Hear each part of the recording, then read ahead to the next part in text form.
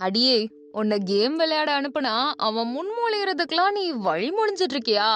இந்த மாதிரி அந்த சீசன்ல மட்டும்தாங்க திட்ட முடியும். இந்த சீசன் வேற லெவல்ல போயிட்டு இருக்கு. லவ் ட்ராக்குகள் என்னென்னமோ 18+ கான்வர்சேஷன் என்னன்ட்டு வேற லெவல்ல தான் இருக்கு. இல்லைன்னு சொல்லிட முடியாது. கமருதன் பாரு அவங்களுடைய லவ் ட்ராக் வேற மாதிரி இருக்கு. ஸோ வெளியில பாத்தீங்கன்னா கழுவி கழுவி பார்வதியை பொழிச்சுன்னு அங்கிட்டு கமருதனுடைய அக்காவும் ஃப்ரெண்டும் சேர்ந்து திட்டிட்டு இருக்காங்க. இன்னொரு பக்கம் பார்வதியுடைய அம்மா என்ன பேச போறாங்க, என்ன அந்த இடத்துல நடக்க போகுதுன்றது பெரிய கேள்வியா இருக்கு.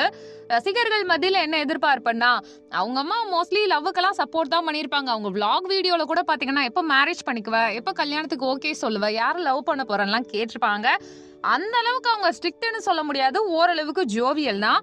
ஏன்னா பார்வதி அவர்களுடைய கண்டென்ட் எல்லாமே போல்டா மெச்சூர்டா தான் இருக்கும். ஸோ அது எல்லாத்தையுமே அக்செப்ட் பண்ணிக்கிட்டாங்க. அவங்க ட்ரெஸ்ஸிங் சென்ஸ் அவங்களுக்கு பிடிச்சிருக்கு. இதுக்கு மேல என்னங்க வேணும்? இது எல்லாமே கியூட்டான விஷயம் தான். ஆனா பிரச்சனை எங்க வருதுன்னா, ஒருவேளை அந்த பழைய சீசன், அந்த 7th சீசன்லலாம் மாதிரி முன்மொழிகிறது, வழிமொழிகிறது, அம்மா கத்துறது, கோவப்படுறது, அழுறது இப்படிலாம் இருக்குமா? இல்லைன்னா ரவீனா அவர்கள் மணிக்கு இடையில இருக்கும்போது அவங்க ஃப்ரெண்டு தான் சொல்லிட்டு லவ் பேர்ட்ஸ் லவரா இருந்து உள்ள வந்தவங்களை அத்து விட்டு இப்ப பிரேக்கப் ஆயிட்டு 2 பேரும் தனியா இருக்காங்களே, அந்த மாதிரி ஏதாவது ஆகுமான்ற கேள்வியும் மக்கள் மத்தியில பெருசா போயிட்டு இருக்கு. ஏன் அப்படின்னு பாத்தீங்கன்னா, பார்வதி ஒவ்வொரு இடங்கள்ல வாய்ப்பு கிடைக்கும் பொழுதும் he is not my lover, he is not my friend, more than friend to me அப்படின்றாங்க. ஆனா நம்ம தலைவர் கம்ரு இவன் எனக்கு குல்லா போட பாக்குறாரு, இவன் என்னோட லவ்வர்னு கூட கோர்ட் டாஸ்க்ல எல்லாம் சொல்லிருப்பாப்புல. சோ மக்கள் மத்தியில என்னன்னா, டே ஏமாந்துகிட்டே இருக்கியடா, தோத்துக்கிட்டே இருக்கியடான்னு சொல்லவும் தோணுது. ஆனா தலைவனும் கொஞ்சம் கல்லூலி மங்கன் மண்ணூலி கங்கன்னு வச்சுக்கலாம். ஏன்னா அவர் என்ன பேசுறாருன்னு உங்களுக்கு தெரியாம இல்ல, ஆரம்பத்துல இருந்தே அவர் கொஞ்சமா க்ளோஸரா மூவ் பண்ணாரு. அந்த பிள்ளை பேட் டச்சுன்னு சொல்லிச்சு. அந்த டைம்ல அன்பை வாரி வழங்கி அந்த பொண்ணு கூடயே அட்டாச்சா இருந்துட்டு கொஞ்ச நாளுக்கு அப்புறம் மனசுக்குள்ள வச்சுட்டு இப்ப சம்மந்தமே இல்லாம நார்மல் கான்வர்சேஷன்லயே போயிட்டு நீங்க பெரிய ஐஸ்வர்யா ராய் பேபின்னு சொன்னா அடிச்சு கொன்று வேணும் மிரட்டினதா இருக்கட்டும். இதெல்லாம் பார்க்கும்போது இந்த காதல் கரை சேருமா? எப்பயும் போல அந்த சூனியம் முடிச்ச பிக் பாஸ் வீட்டுக்குள்ள இருக்கக்கூடிய காதல்லாம் வெளியில வந்து கலன்றும்.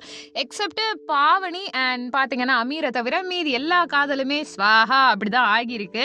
இந்த காதல் ஸ்வாகா ஆகுமா இல்ல வேற மாதிரி போகுமா? இந்த கேள்வி வந்துட்டு இருக்கு. அதாவது பிக் பாஸ்ல பாத்தீங்கன்னா இன்னைக்கு நாள்ல கனி அவர்களுடைய வீட்டுல இருந்தும் ஆட்கள் வராங்க, வினோத் அவர்கள் வீட்டுல இருந்தும் ஃபேமிலி மெம்பர்ஸ் எல்லாம் வராங்க.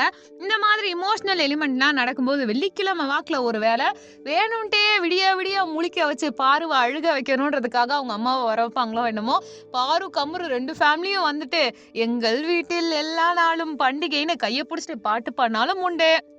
அப்படி இல்லைன்னா ஒரு பக்கம் பாத்தீங்கன்னா கம்ருவோட ஃப்ரெண்டும் கம்ருவோட அக்காவும் வந்து பிடிச்ச அந்த பிள்ளைய கழுவி பொழிச்சுன்னு ஊத்துற ஆளும் உண்டு. உங்களுடைய கருத்து என்னங்க? 2 பேருக்கு இடையில என்ன நடக்குதோ இல்லையோ, 2 குடும்பத்துக்கு இடையில என்ன நடக்க போகுதுன்னு ஒரு எதிர்பார்ப்பு இருக்கா அப்படின்றத கமெண்ட் பண்ணுங்க. நம்ம சேனலை லைக் பண்ணுங்க, ஷேர் பண்ணுங்க, சப்ஸ்கிரைப் பண்ணுங்க.